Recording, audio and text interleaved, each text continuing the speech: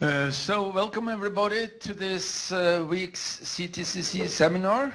This week we have distinguished guests from the US, Sotiris Xantheas from the Pacific Northwest National Laboratory there. Xantheas was, Sotiris I would rather say, got his diploma in chemical engineering from the National Polytechnic University of Athens in Greece. He moved then to the United States where he took his PhD with Klaus Rudenberg at Iowa State University. And then he moved to where he is today, as far as I can see from his CV here, and has been there since at the PNNL, as it is called. Dr. Xantheas also holds a professor position at the University of Washington in Seattle, and he is very well known in the physical chemistry and the chemical physics community for his very nice work, and I think to a large degree also on water clusters and the structure and the properties of water. So we will shortly be hearing about that. He's been here this week, and we're particularly grateful for starting up a collaboration with him on some of the work we are doing in our laboratory. And the title of his talk will be, as you can all see, Quantum Effects in Liquid Water, and we look very much forward to hearing.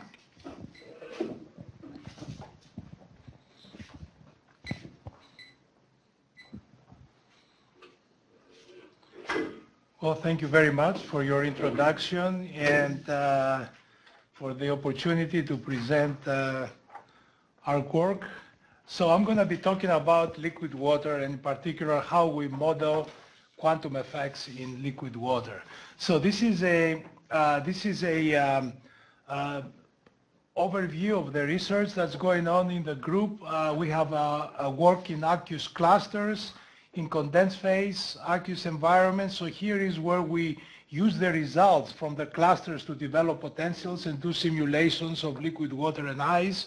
And there's also an effort in the bonding patterns in molecular systems where we worry about atmospheric species, the electronic structure with biradical character, and also the metal speciation in aqueous clusters with mainly metal cations, and we try to model also electron transfer between these metals in solution. But what I'm going to be talking today is actually highlighted in red, so you're going to be hearing a small subset of the work that is going on. So the basic idea is actually going from small molecules and clusters to more complex environments, and how we use the results of these small clusters to actually build potentials that we model more complex environments. So here is a paper from a Faraday discussions by Wills Robinson. He passed away a few years ago, and he says liquid water and biological system, the most important problem in science that hardly anyone wants to see solved. So the idea that he had is that if you solve it, you cannot ask funding agencies for more funding to do some more work. And of course, I think I don't agree with his view. There's other issues that there's a reason why this is so complicated. But first of all, let me talk about the importance of water. Let me actually give you an overview. Water is you have a lot of water in the body, about 70%.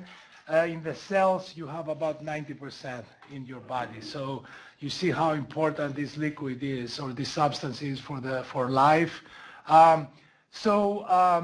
It turns out that water is unique for sustaining life on Earth. This is the temperature of the surface of the planets, and you see here in the temperature scale, here is Earth, is between 0 and 100. This is at the right place where water freezes and water boils, and you see no other planet is actually within this temperature range that water can become as a liquid, a gas, or a solid. And so people have done, using stellar luminosity, they have done some modeling where they look at the habitable zone. And so what would be how far the planet should be from the sun in order to have water in these conditions. And you see the habitable zone is right here indicated in blue, and Earth is of course in the right spot, and that's why water is abundant on Earth. If you are talking about a different planet, you can maybe think about other solvents that will be more suitable to sustain some form of, not life as we know it, but they will be more suitable for other planets. And people have actually done modeling for that. And so we see on Earth how much water there is, and we see these nice pictures that they show that there is a lot of water on Earth, but you should not really be looking at these pictures because this is only at the surface of the Earth. And so if you look at the radius of the Earth and how much water there is on Earth, you will see that this is all the water. The large sphere is all the water that's on Earth. That's 1.4 billion cubic kilometers. The smaller sphere is the liquid fresh water. It's only 10 million cubic kilometers. And if you're talking about the water in lakes and rivers, it's this very tiny dot here compared to the radius of the Earth, which is only 93,000 cubic kilometers. Okay, so this previous picture that you see the surface of the Earth covered by water is actually a little bit deceptive compared to the total volume that you have on the planet. So quantum effects of water. So these are known, the fractionation ratio. What is the fractionation ratio? Let's suppose you have D2O or H2O in H2O, and you are increasing the temperature. So because the bonds, the hydrogen bonds with the deuterium are stronger, if the temperature is cold, right here, then you have more deuterium in the liquid compared to the vapor. And as you increase the temperature, then you break the hydrogen bonds and then you break the deuterium bonds, so there is more ratio of deuterium in the vapor as opposed to the liquid. There is, for example, there are measurements of this fractionation ratio going from HOD, from the liquid to the vapor, in terms of this fractionation ratio alpha. And if you plot here the log of alpha as a function of temperature, you will see here experimentally, the experiment is the blue curve. You see here around 560 degrees, you have an inversion. So above 560 degrees, you have more H2O or D2O in the vapor compared to the ratio of hydrogen to deuterium that you have in the liquid. And that is because at these temperatures, you're breaking more deuterium bonds. This idea has been used to actually determine the Earth's climate in the past. And so people are digging in the core of the Antarctica, the Russians, I think they dug up to 12 kilometers, and they get these cores of the ice and they measure the isotope concentration. And you see here, if you see in this diagram, the arrow in the bottom shows that it's a very rapid increase in the temperature. Here is blue is cold and this is red. It's a very rapid increase, and then is a gradual decrease to cold water and to cold temperatures, and then there is another rapid increase to hot temperatures. So by monitoring this fractionation ratio, you can actually say something about what the climate has been in the past on the planet. Okay, so is water a special liquid? I told you that water is unique because it's in the habitable zone of the Earth, but is it really a special liquid? Well, besides being a universal solvent for the reasons that I showed you before, the Earth is at the right place from the sun to have these conditions that water can exist in these three forms. If you plot the boiling point, the melting point, and the critical point of water and compare it to other liquids with atoms that they are close in the periodic table, you do see here that you have an anomaly. You have a high boiling point, a highly melting point, and a high critical point compared to the other series. And of course, we all know that actually there's a web page in England where it lists over 60 anomalous properties of water, where this has to do with thermodynamics, structure, and density. We all know that the life exists on Earth because of the density anomaly of water. At 4 degrees Celsius, water expands on heating or cooling, and this density maximum actually makes the ice to float, and so the life in the bottom of the lakes is preserved. If ice will be in the bottom, then it will pile up, and then the whole lake will freeze, and so the aquatic life could not be sustained. So this density anomaly is really very crucial to sustain life on Earth as we know it. So what keeps water molecules together? Well, we all know what it is. It's called hydrogen bonds. And so this is you can think about, this is the glue that holds water molecules together. Here's the water in the center, and it has an oxygen and 2 hydrogens, and you have water molecule acting as acceptors in the hydrogens and donors here in the oxygens in a kind of tetrahedral orientation. In liquid water, we have disorder, where in ice, of course, we have order lattices. So the water, you have this long range ordering. Of course, the hydrogen bonds, they are not only existing in water, but if you look at DNA, for example, they are responsible for the double helix, the structure of the double helix. Here you have a competition between hydrogen bonds that are indicated here and the pi stacking, which is, so the hydrogen bonds is across the horizontal and the pi stacking is across the vertical. So there's a very subtle balance between hydrogen bonding and pi stacking. It's responsible for this, the DNA double helix structure. So what are the characteristics of hydrogen bonding? Well, we know that you have 2 heavy atoms, X and B, and you have a hydrogen in between. And so you have a structural characteristic, so you shortening of the XB intermolecular distance. There is a red shift and infrared intensity of this XH vibration that you see as the hydrogen is pulled towards atom B. You're increasing the bond length, so from Budder's rule, you have a decrease in the frequency, you have a red shift in the frequency, and that's what it measured spectroscopically. This is a hallmark of the formation of the hydrogen bond. You also have a low field shift in the protomagnetic resonance, and something that we call a cooperativity. And so you have an increase of the polarity of the XH bond and the basicity of B, and you have a significant increase in the strength of additional hydrogen bond. As a result of this cooperativity, the properties of gases and liquids that they are made of molecules that form hydrogen bonds, they have a large deviation from ideal gas behavior, and they have unusual properties of the structure and their dynamics. So how do we model this in the condensed phase? The problem we have when we want to model the macroscopic properties of water, we have to use a large sampling system, so we cannot do a very accurate electronic structure calculation. We have to use, in some instances, long simulation times for several macroscopic properties. For example, if you want to calculate the dielectric constant, you have to use a very long simulation. So you cannot afford to use highly accurate first principle approaches. And you either use these classical interaction potentials, which are molecular mechanics, basically potentials, that then they have a simpler pairwise additive or more sophisticated many-body.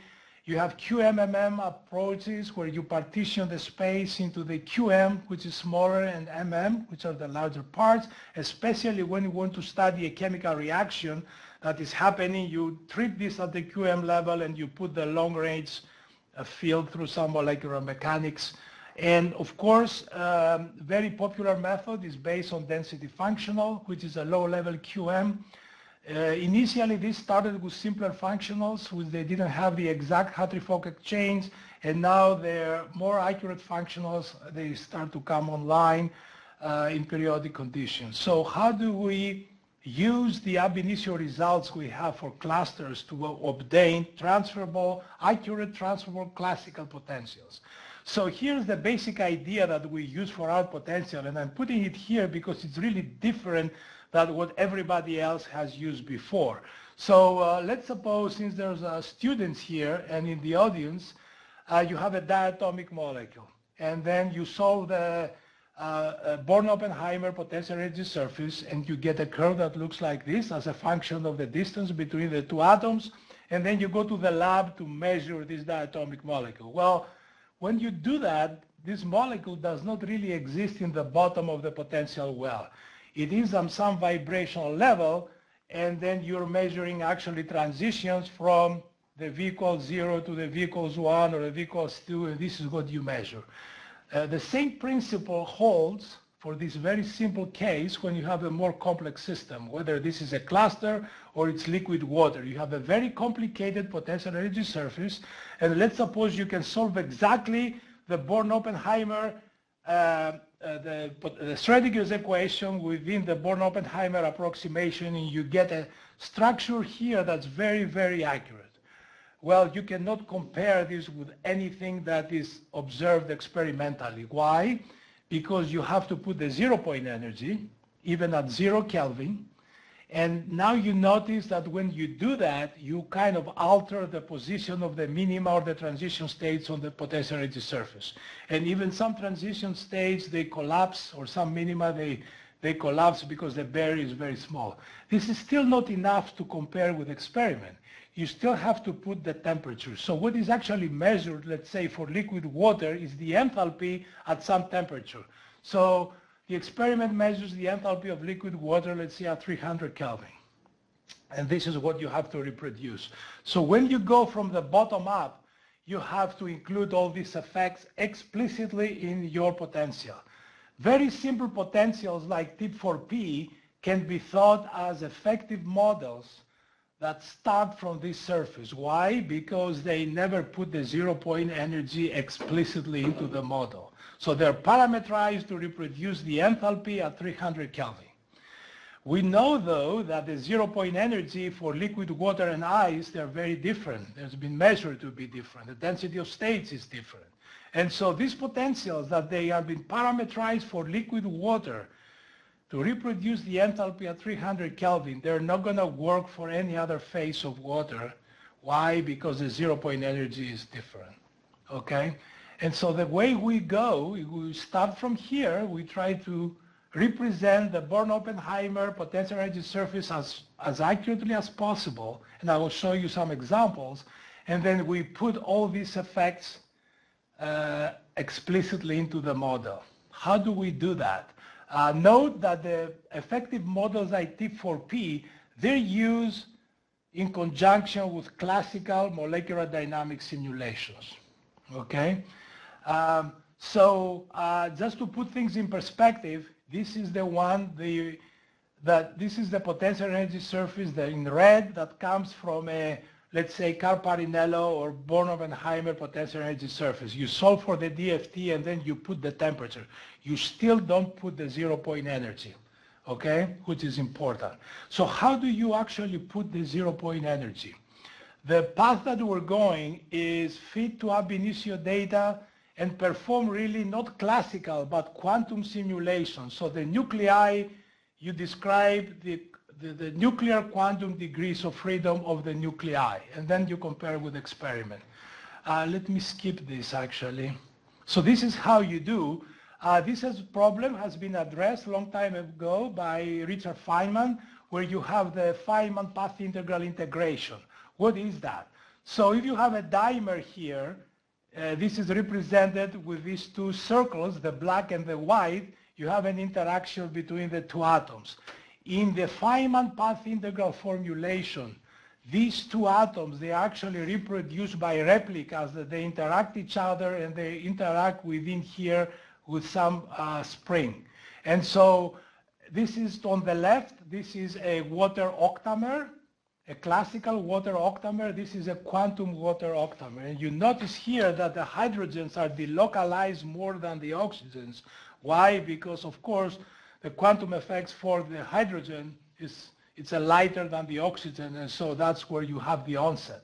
So this problem has been addressed in the past by a lot of people. I put here their names: Michael Klein, Roski, Bruce Byrne, Uzi Landman, Tuckerman, Greg Voth, and you actually do a centroid molecular dynamics. So you represent every atom with a set of beads, and now you have to converge the number of beads. You can do 2 beads, 4 beads, 8, 16, 32, and see where your results are converging, and I'm going to show you that.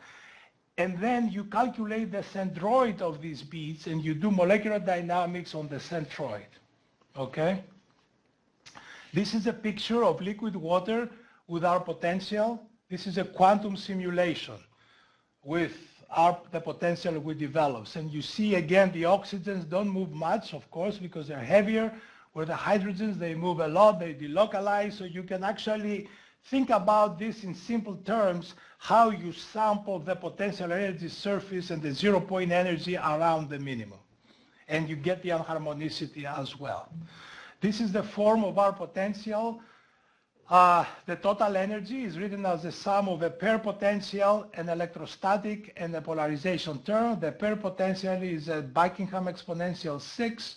The electrostatic is a charge-charge, charge-dipole, and dipole-dipole. And the polarization term is the increase in the dipole moment of a water that is solved self-consistently because of the environment. So when you have waters around a central water, they polarize that molecule. And the increase, that actually results in the increase of this dipole moment. We know from some analysis of experimental neutron scattering data that the dipole moment of a single molecule in liquid water, it is of course a Gaussian distribution because you have disorder, but the peak of this Gaussian distribution increases by as much as a dBi from the gas phase value. So it's from 184, which is the gas phase, it goes to 2.9 or so, the peak of this Gaussian distribution of dipoles because of this polarization. One thing that's unique in our potential that nobody else has, and I will show you why we needed to do this, because we needed to get the spectroscopy right for liquid water, is how we do the intramolecular flexibility. Of course, if you want to do spectroscopy and look at the OH bonds, it has to be a flexible model. So TIP4P is a rigid model. That means the hydrogens and the oxygens, the internal geometry is fixed. So you cannot do spectroscopy, of course, because you cannot extend the OH bond length. You cannot measure the red shift that I was talking about. But our model is flexible. One very important aspect of water vapor, and this has been solved reported in 1968, is the dipole moment derivative lies outside the bond angle. So this is the water geometry in the gas phase. You see you have beta, which is the alpha is the angle between the HOH, and beta is the angle between the dipole derivative. And if you sum up the bands from the Hytran database, you will see that this d mu over dr is outside the bond. In ice, it's actually along the bond, okay? So all existing models, they have these angles the same, beta equals alpha. Why? Because they use fixed charges. If you use fixed charges and you elongate the bond, the dipole derivative is by definition along the bond. Well, we don't use fixed charges. We use charges determined by ab initio calculations. I'll show you how. So we can describe this feature very accurately, and that will show you how this translates when we calculate the infrared spectra of liquid water.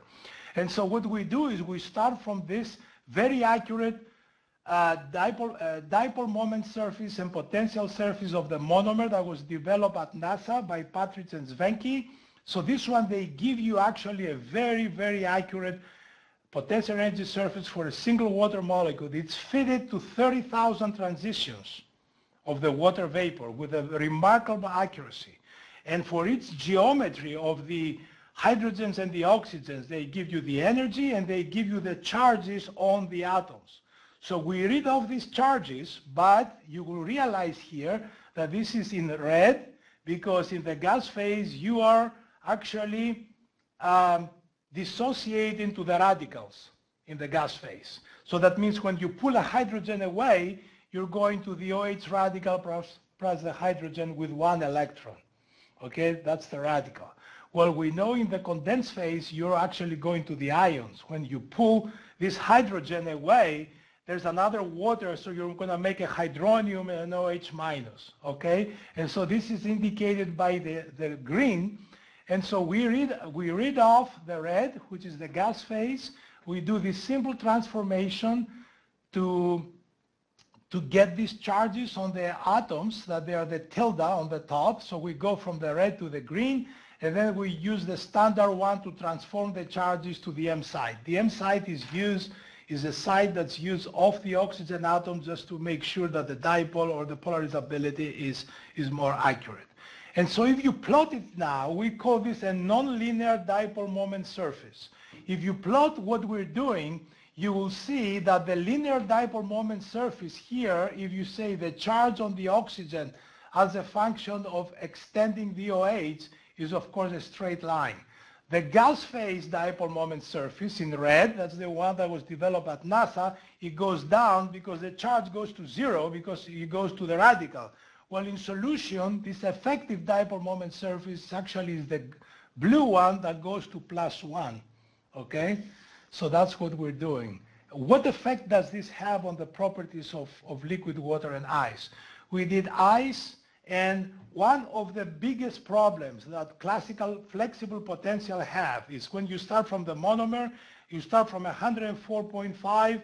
When you do clusters, when you do liquid, you do ice, the angle actually decreases. Why? Because they want to make a dipole that's stronger, as I told you before. Well, experimentally, the problem is that the angle is increasing and the dipole is increasing. Why? Because you have to describe both the static and the dynamic part of the dipole. The static comes from the geometry, the dynamic comes from the polarization due to the interaction with the other molecules. And so we did ice, and here's the, we did a supercell here for 512 molecules to account for the proton disorder in ice 1As. It has a 0 dipole moment total. And you see here's the experiment. This angle here is 104.5 is the monomer, and for ice is 106.7. There's some, and when we include this nonlinear dipole moment surface, we actually see an increase in the bend angle. If we turn it off, we see a decrease like everybody else. Okay? Now if you plot the amount of charge that's been transferred to the oxygen as a function of the delta theta, you see you have a straight line for all these 500 points, okay? All right, how well do we do for the clusters? I told you that we fit to the clusters. We run very MP2 complete basis set limit calculations. This is the total, for example, we fit up to 20 waters. These are the 4 major families of water 20. These are the ab initio results. This is, again, the bottom of the potential well, okay, the Born-Oppenheimer. This is what we get with our potential, and you see the difference between energy per hydrogen bond is less than 1/10 of a kcal per mole, okay? This one takes probably a month of the supercomputer. The classical potential takes 1-2 seconds on my laptop, right? So, but we get the right answer and the right order. But you have to have these numbers in order to know whether you're doing the right thing. So I told you that we did this because we want to reproduce the spectra, and these are the IR spectra of liquid water, of D2O and H2O. The experiment is the black, and the red is the calculated. You see we got the correct, this is with the centroid molecular dynamics.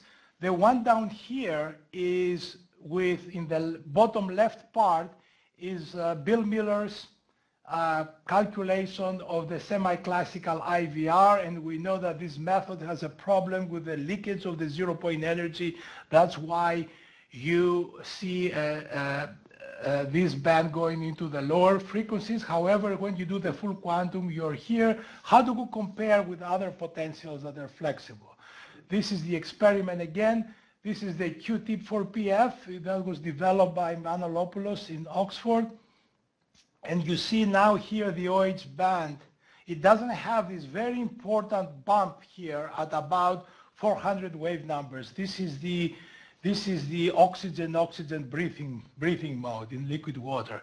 You see we have this, over here, and this is the one, the QSPSFW. I think this was developed by Voth.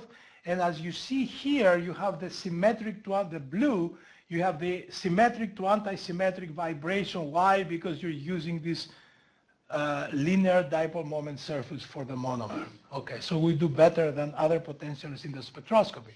What happened to the structure? The structure, this is the experiment in blue, the classical simulation, classical meaning I do one bit, classical molecular dynamics, I solve Newton's equations of motion, and the quantum with 32 bits is the one in the green. You will notice for oxygen, there's not much difference between the classical and the quantum, of course, because oxygen is heavy, but for the hydrogens, you start see deviations. The biggest deviations you're going to see in these first two peaks, which are the intramolecular peaks.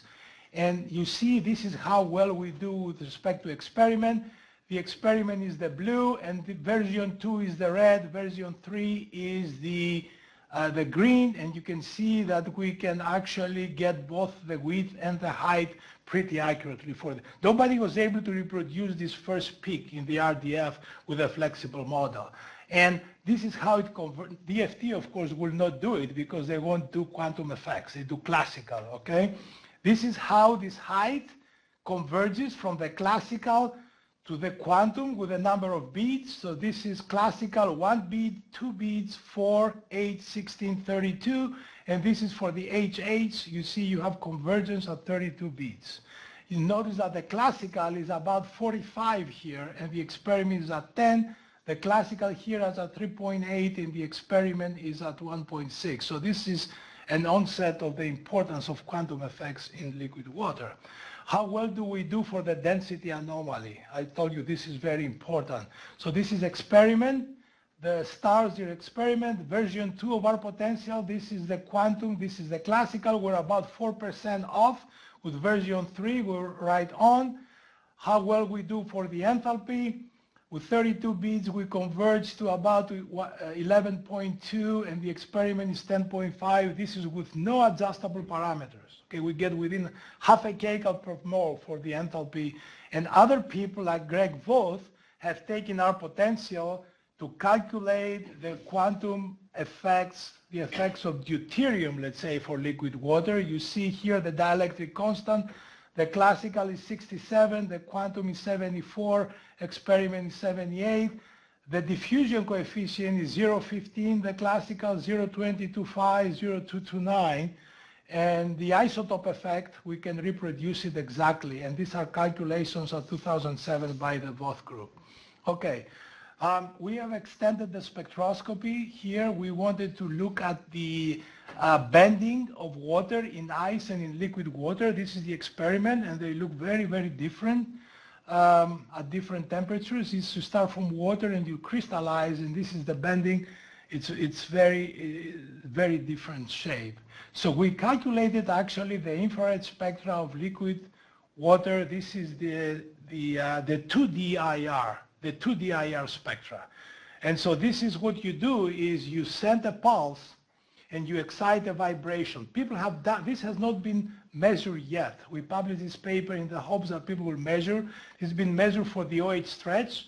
So they sent a pulse, and Peter Ham does this. Let's say Peter Ham in Zurich, Mike Fayer in Stanford, Andrei Tokmakov, now in Chicago, they do this kind, Elsässer in Berlin do this kind of experiments. So what you do, you send a pulse and you excite an OH vibration. Then you wait. You wait, and then you send another pulse and you see what happened to this vibration that you have excited. And of course, if you wait too long, the hydrogen bond is broken, and so there's no correlation between the pump and probe. But so this is the pump and probe frequencies, and people that actually talk about this in terms of this slope between the ground state absorption and the excited state depletion. And as you can see, as you want longer, at 400 femtoseconds, this one actually goes to 0, and there is no correlation because at 800 femtoseconds, we know that the hydrogen bond is broken. And so this is way to be confirmed experimentally. The frequency fluctuation we found for the band is faster than the OH stretch, and it's caused by the intermolecular coupling for the stretch and the vibration.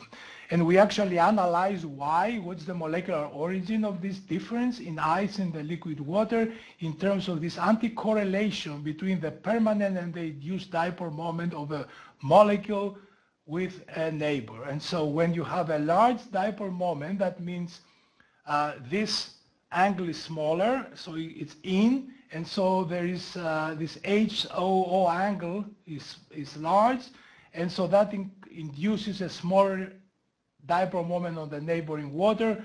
When this is small, that means when the angle increases, you almost have a linear hydrogen bond, and that induces a large, and this is what a large dipole moment on the neighbor. And so what you have is you have this anti-correlation between the permanent and the induced dipoles, and we actually ran MP2 calculations for these pentamers, which are the fully coordinated waters, to show that the potential has the right physics in it.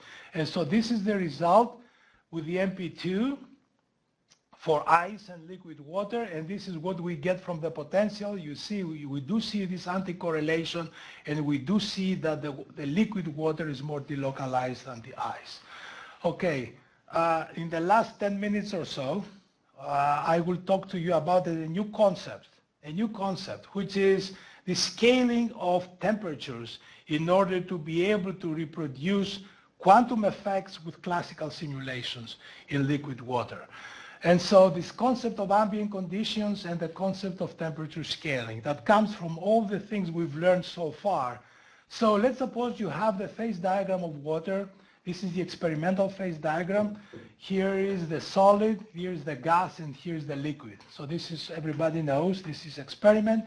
And the ambient conditions, 1 bar and 298 Kelvin, is right there at the experimental phase diagram. And now let's suppose you want to use a model to reproduce this phase diagram. Whatever this model is going to be, is it a tip4p potential, is it R potential, is it DFT, whatever the model is. You do not know how the phase diagram looks with that potential that you're using, that model you're using. So if you're here, if it is displaced, then, and you're using this ambient these conditions, then you will see that everything will crystallize if you run it long enough, okay? Because you're in the solid, you have to really use these ambient conditions for the model. You have to find where the new ambient conditions are with the model.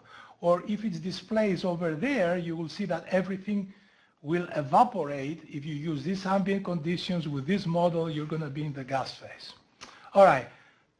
This is known for ice. Vega has done this, what they call the tip4p ice potential. So this is the experimental phase diagram for ice in blue, the different phases of ice. And this is what tip4p gives you, is the one in dotted lines in black.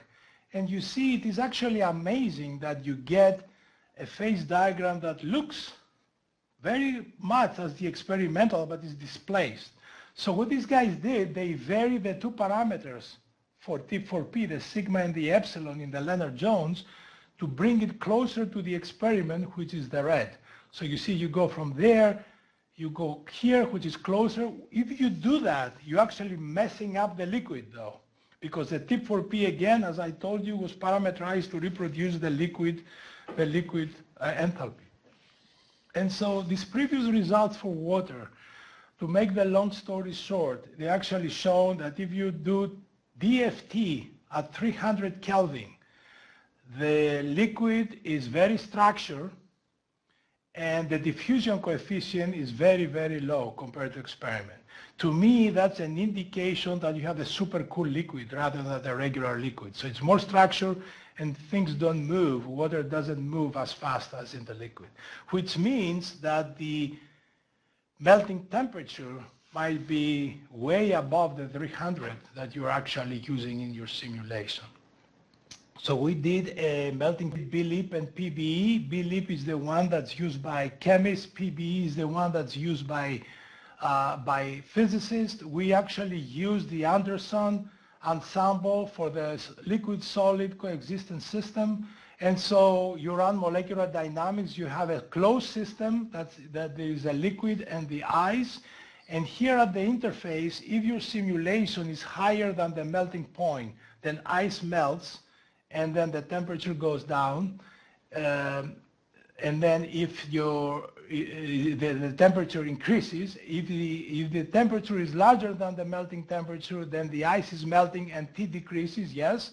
And if the temperature of your simulation is lower than the melting temperature, then liquid is freezing and then the temperature increases towards the melting. So you have a dynamic interface here that moves compared to the simulation. This is again a closed system. And when you do that, you see that this one converges to somewhere. You start off from here and you see where you're going. You start below. This is just a snapshot. We've run many more trajectories, but nevertheless, here the melting temperature with PBE was determined to be over 400 Kelvin, and same for BLIV. And so all these simulations that people use in Carparinello at 300, this is super cool water. What they do, they take a trajectory or a configuration from tip4p, which at 300 is liquid because the melting temperature with tip4p is 370, 380, and then they start the electronic structure and nothing moves and it's overstructure. Why? Because it's super cool and you have to run it really for a long, long time in order for it to crystallize. Okay, now at these higher temperatures now, the diffusion coefficient is perfectly fine compared to experiment, okay? And water is super cool at 300 with these functionals. So you really need to run it at higher temperatures if you want to compare with ambient conditions in the experiment. People know that these functions, they lack dispersion, and dispersion is very important for water. And so what happens when you take BLIP and you add dispersion?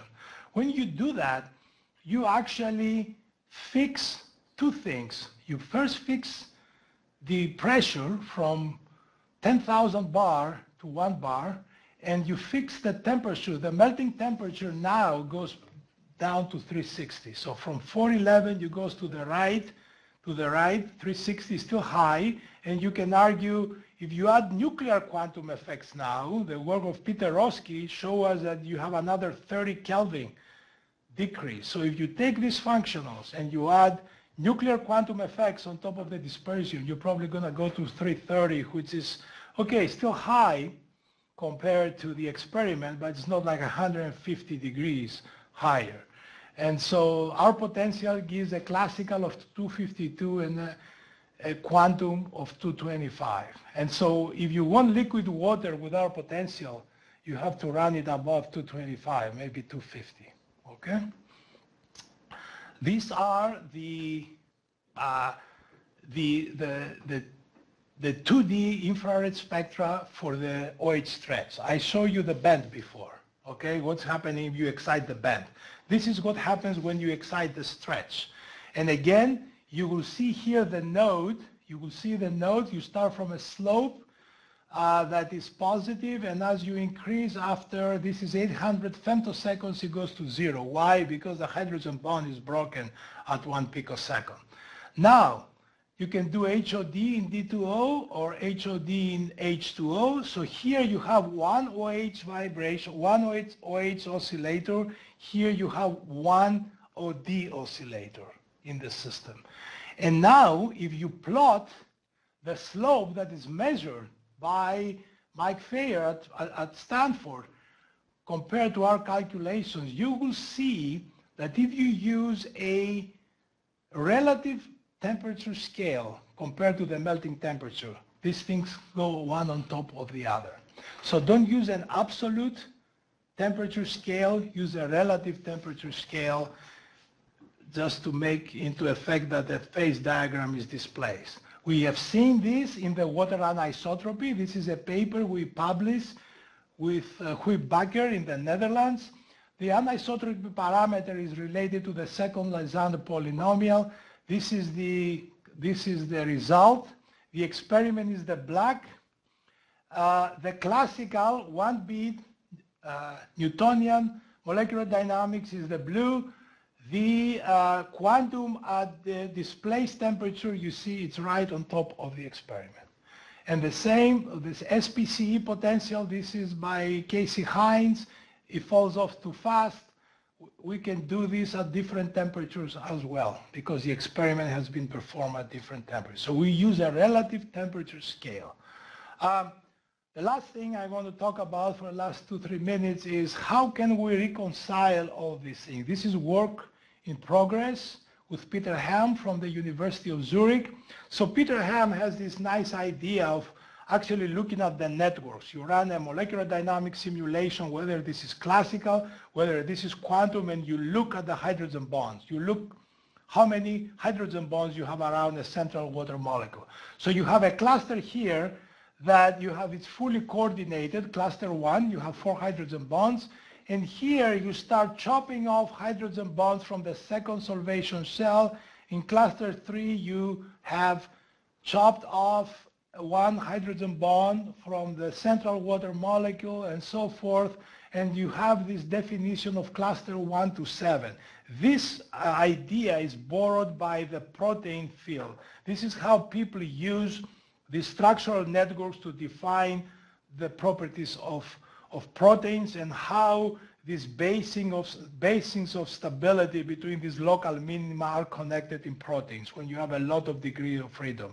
So we borrow that, and here are some results. This is again not published. It's under review. Here what I did, I used 2 potentials, 2 different potentials, the Q-tip for PF, the flexible tip for P by Manolopoulos, and R potential. And I put here the scale temperatures. The top is the quantum, the bottom is the classical. And you see when you scale the temperatures, you have this appearance of these clusters at the same points. The solid points are the quantum, the dotted points are the classical. You see they go one over another.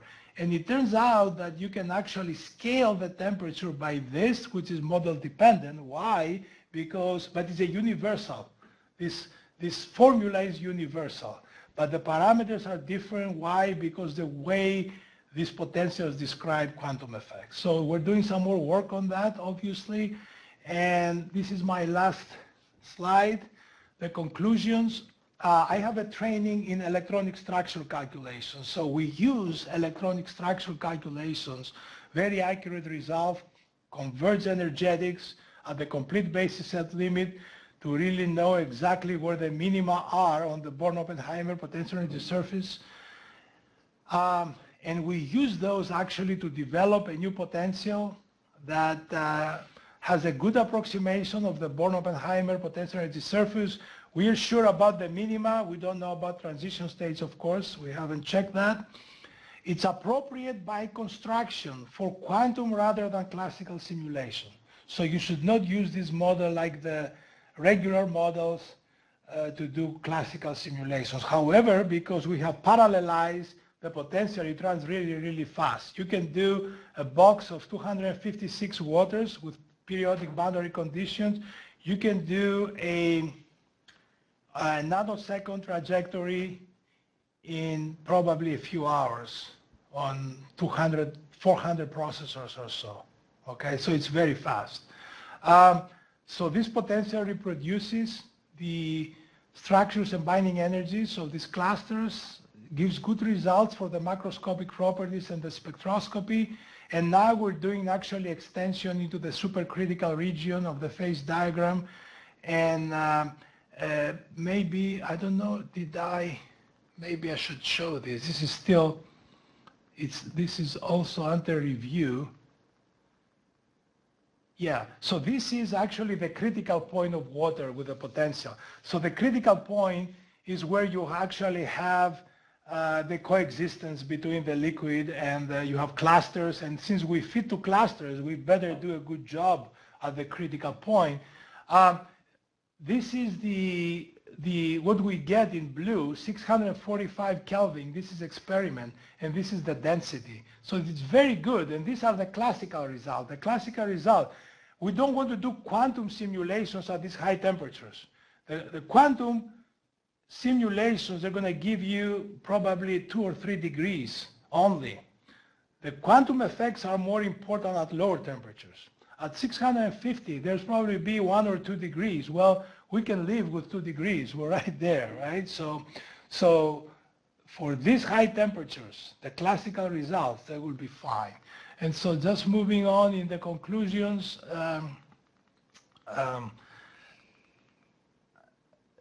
I actually talk about the scaling of quantum effects at the end, and it's a new temperature scaling idea describing the correlation between the classical and quantum descriptions of structure. So the idea is that you have some networks in liquid water when you do a classical simulation, and you have the same networks actually, the same connectivity, the same number of hydrogen bonds at a different temperature for the quantum simulation. And there is a universal scaling between the two that describes, but the networks do not change. So maybe in my talks, I always want to give like a punchline. What should you remember when you go home? What did you learn today? I think I prove here that it's actually possible to use molecular level information in order to develop models for studying macroscopic properties. So starting from the molecular description, you don't need to rely on these effective models that somehow they're parameterized for one phase only and they don't reproduce any other phase. This is a truly transferable potential. And so last but not least, these are collaborators over the years in the spectroscopy and the simulations. Funding came from the US Department of Energy and computer time from various sources. And last but not least, I would like to thank you for your attention.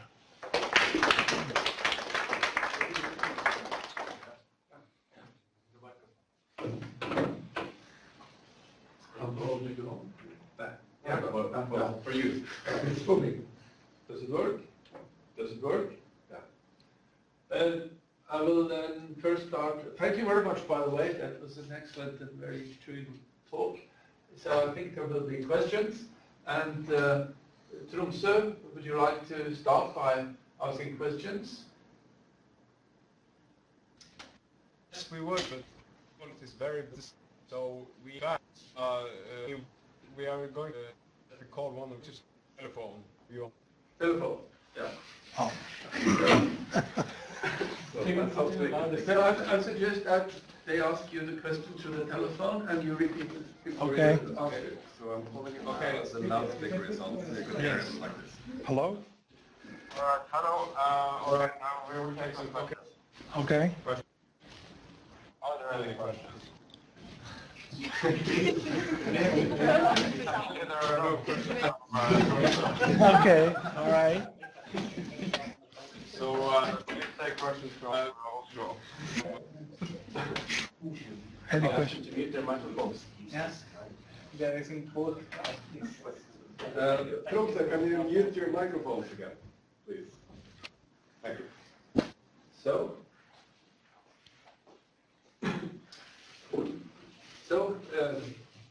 in Oslo, questions, please. Yes. Thank you for a very nice talk. So, very interesting. I got curious about the space diagrams for DFT. Yes. Did you also test different functionals, or only the GGAs? So the DFT, that's a good point. You know, the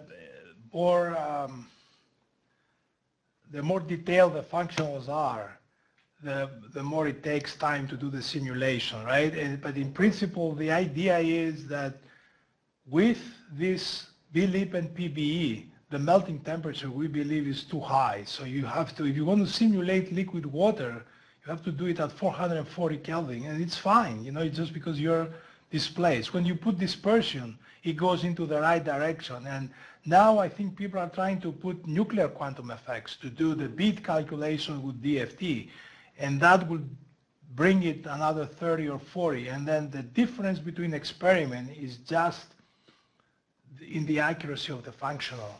So as you can see in this diagram, I went really fast here. The melting temperature, this is the bottom point, the second before the last. The melting temperature of water with DFT has been computed at high pressures, 10 to 50 gigapascal by Giulia Galli. And then the agreement with experiment is perfect. Why? Because it's the high overlap regime. In the high overlap regime, DFT will do fine. It's in this regime where the hydrogen bonding is that you're lacking dispersion and everything that it's actually is problematic. And so if you're describing the repulsive wall of the potential accurately, then you're going to do, and DFT does this, especially when you put Hartree-Fock exchange, then you're going to do a good job at these very high pressures. And the melting temperature there, it's spot on to experiment, without nuclear quantum effects, of course. And so that is to be seen which functionals will give you. They give all over the place. Even classical potentials. SPC gives you 190 Kelvin. Even the classical potentials, they can be all over the place. And there are people who do atmospheric ice calculations with this SPC at 240 Kelvin. And that's a liquid, you know, because the potential at 190 is the melting temperature. So there you go. More questions from the audience? Please. I don't know if this is a sensible question, but now that you know the optimal structure for liquid water, can you construct better surfaces for the interaction of some other molecule with this water? That's a good point, yes. So the next step is to try to put ions, to couple this with ions and study ion solvation. So water is interesting more when you put something to it, but it's, so that's the next step, is just to do ions and try to use clusters again to fit the interactions. And now to make it dissociative, that's a very difficult problem, right? To be able to do a chemical reaction or even the self-ionization of water. But the self-ionization is a very rare process, right? You have to have 1 billion or molecule, or 10 million molecules, and one will dissociate, right? Yeah, no, I think on our side we are very interested. We have been studying proton mobility. That's right, yeah, yeah. That is a very intriguing It question is. about regarding how did you describe the mechanism? Right, is it right. jumping protons? Is it some collective motion? So you have to use a reactive force field. This is not a reactive force field. It cannot, the molecule cannot dissociate and the proton cannot move from, you have to use DFT for this. But you have to understand what the issues with DFT are first and what are the appropriate conditions to run these simulations if you want. So you have to allow for a bond breaking, which this doesn't do. You said something about 250 waters in the box. Yeah. I was just wondering about the scaling on the, how many beads you use for the... So we use 32 beads. 32 beads. This is the convert per atom. There's some recent work by Michele Seriotti at EPFL and Tom Markland at Stanford, the IPI, where they have some way of using just a few beads, maybe 4 of 8 to get to the 32, to convert faster. But we use 32 in our case, and that's a converged result. 256 molecules, it will be enough in a periodic box to get structure and energetics. For some other properties, you may be needing a bigger box. The algorithm that we have developed it actually will work up to 16,000 polarizable sites. So you can do a big box of up to 16,000 molecules if you need to. So there is recently some work by Anders Nilsson and Lars Peterson where they actually say that water, it's a high density and low density. There are areas of high density and low density. And you need a really big box to see that. And it's not clear to me what is the time scale for this. Of course, when you have dynamics in a liquid, momentarily you're going to have areas of high density and low density. The question is whether these are persistent and at what time scale that you can see. I mean, they do mainly this X-ray, which is like they probe the instantaneous, and maybe that's why they see it, where an infrared is a more average. So you're never going to see that in the infrared, right? Okay, and also the time step, is it the same as in all methods, or? So the time step, that's an important point as well, because this is flexible. The time step is small. It's between 0.2 and 0.5 femtoseconds. If you have a model that's rigid, that means the atoms don't move, they only rotates and translates, you can use a 1 femtosecond or 2 femtosecond step, but because you have the vibrations, we have to use 0.2 or 0.5 maybe femtoseconds. Also, if you only simulate 250 waters, yes, then you have finite size effects, but and you measure this melting temperature. Yeah, that's a very good point. That's a very good point. Is it more accurate with the method than? That's a very good point. So the person, Xiao Zheng and Suheng Yu, Suheng was a postdoc with me. So these two guys, when Suheng was a student with Zheng in Nebraska, they've done this calculation with tip 4P potential, and they look at the size effects. So they did boxes with up to 10,000 molecules, up to 10,000 molecules. And they see that the size effect is between 5 and 10 Kelvin. We did, as you can see here, we did 700, although, I didn't say that. I should put it on the slide. We did 792. This is DFT. That's a big calculation. 800 molecules. And we see from the tip4P benchmark, we're probably 5 Kelvin away from the larger box, just 5 Kelvin. So that's the effect of the box size. For the RDF, the effect is much, much smaller. So the radial distribution function is a kind of an average quantity, and if you use, some people will get it even with 128 molecules. We've done 256 and we've done 512.